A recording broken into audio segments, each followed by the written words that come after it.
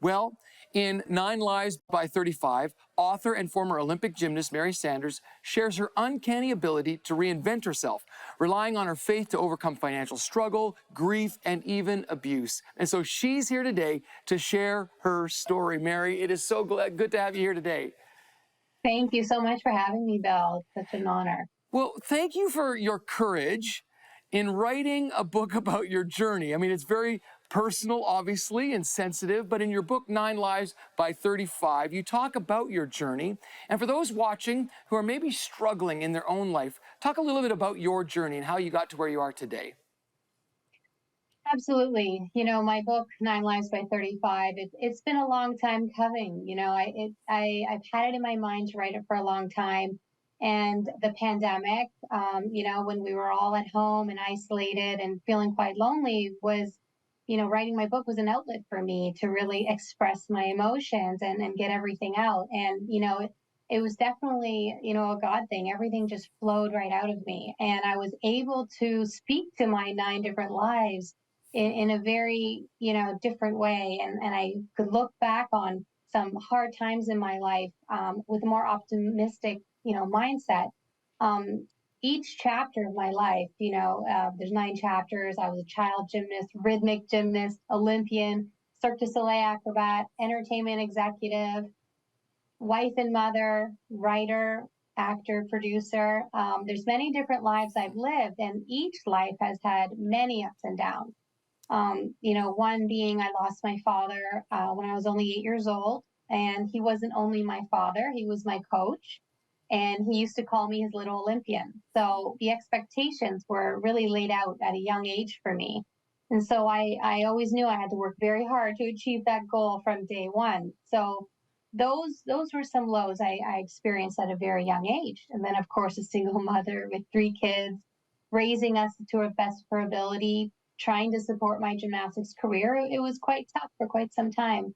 And then, of course, there's all the highs, the Olympics, running away to the circus, the Cirque du Soleil, and, working with a bunch of celebrities as I do now and acting and things like that. And in the midst of it, becoming a wife and mother. And I think, a lot of women can relate to the highs and lows of motherhood. It's beautiful. It's the most blessed experience I've ever had, but juggling it all is very tough. Hence, the title of my book, 9 Lives by 35. I've lived many lives. And I think anyone, watching this interview and kind of is just at a point in their life where they feel stuck, perhaps, I think it's really important to go for your goals, figure out what's next, and really push forward. God has a plan for us, and I think I really had to look to God in a lot of moments of my highs and lows of my life, and really figure out what the next chapter was. And here I am today. Well, I love that idea that we have chapters in our lives, and we all do. And I think the good news about that is that there's a beginning and an end to this season. But it's enduring those seasons. So what did you practically do? I mean, obviously when things are going well, the temptation is to forget about God. And when things are going really poorly, it's to maybe blame God. So how did you navigate not only the lows, but the highs really practically? What were some of the things that kind of helped you just make it through to the next chapter? Right. I mean, a moment that really comes up in my life is when I was touring with Cirque du Soleil. I was on the road 24/7. I wasn't too happy. I was doing the same show over and over, but I love circus, but I was really lost at that point, and I wasn't very close to God. I wasn't going to church every Sunday. I wasn't praying every day. I think, not being close to God just brought me further and further from my goals and from any achievements in my life. And when I would lean in and pray, I got so much more clarity in my mind at all times. I would lean in, just be like, what is the next path for me? And then as I write about in my book, things just pop up. The goodness just kept coming. And, I do believe God has such great plans for us, and we just really have to believe in that. And I can truly say when I was the furthest from God was when I was at the lowest in my life and nothing good was happening.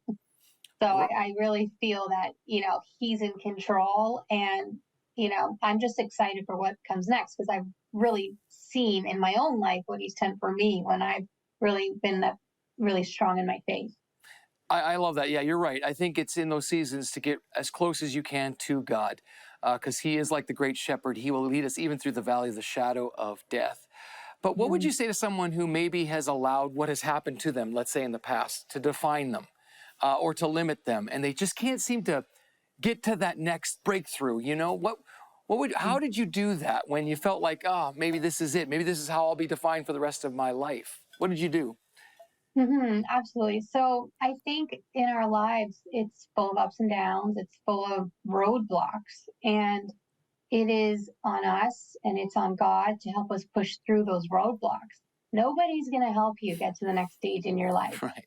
Nobody cares if you achieve the next goal you set out for yourself. You have to have faith in yourself, you have to have faith in God, and we cannot dwell on the past. We cannot be stuck in the past. We have to forgive ourselves, forgive others, and continuously move forward. At times in my life when I felt stuck, um, it's a very lonely and depressing place to be, to just feel stuck when you can't get to the next goal, if that's very clear for you, if it's very hard to get there, or if you just don't even know what the next goal is. It is extremely frustrating to be in that place. And I was in that place many times, hence Mm, why I have so many different lives of my life in very different industries and different chapters. I was always pushing for the next excitement, the next phase. right. Um, and I think, you have to move forward in life. There's so many no's in life, and all you need is one yes to really get you to the other side. Well, I love that because if you get stuck in a chapter, you never experience the next one, and the next one might be Mhm. awesome. Well, thank you so much for sharing. Actually, if you're watching right now, for more information about Mary and her book 9 Lives by 35, you can go to 700club.ca and find that resource there. Thank you, Mary, for being with us. It was great talking to you today. Thank you so much.